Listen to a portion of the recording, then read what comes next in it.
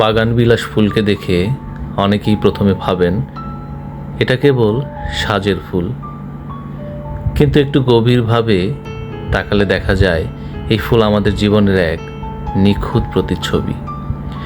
এই গাছের ডালপালা রুক্ষ, কাঁটায় ভরা, পানি কম পেলেও সে বাঁচে। যত কষ্টই হোক না কেন, সে একসময় নিজেকে রাঙিয়ে তোলে ঝলমলে গোলাপি, বেগুনি, কমলা কিংবা সাদা রঙে। ঠিক আমাদের মতোই জীবনও তো এমন, সব সময় কোমল হয় না, অনেক সময় রুক্ষ, কাটার মতো কষ্টে ভরা।